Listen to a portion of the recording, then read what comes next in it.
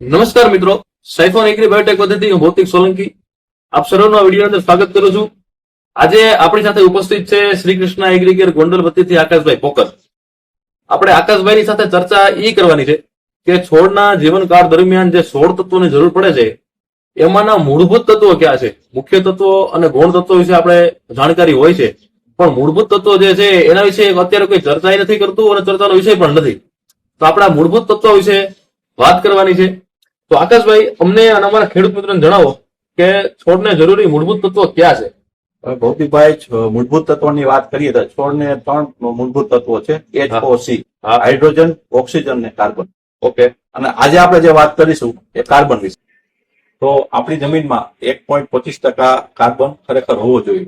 હાલની પરિસ્થિતિમાં રાસાયણિક ખાતરના ઉપયોગથી અત્યારે કાર્બનનું પ્રમાણ આશરે 0.57% આસપાસ છે.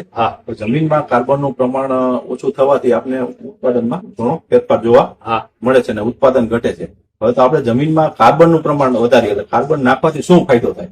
કે જમીનમાં તમે કાર્બન નાખો તો એક તો તમારી જમીન ફળદ્રુપ બને 100%.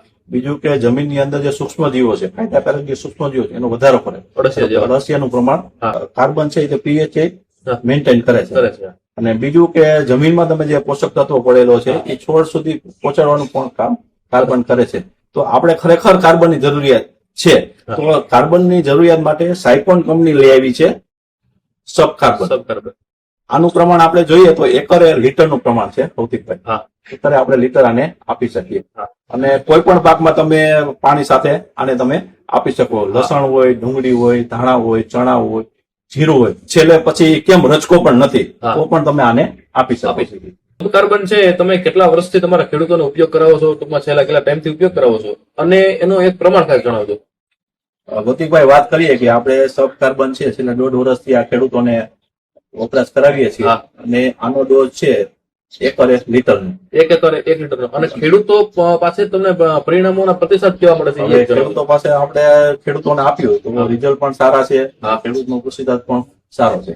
ઓકે, ધન્યવાદ. તો 1 એકરે 1 લીટરના પ્રમાણથી જમીનની અંદર જે કાર્બનની પૂર્તિ કરવા માટે આપણે સબ કાર્બન આપી શકીએ. 100% આપી શકીએ અને રિઝલ્ટ પણ ખૂબ સારા છે.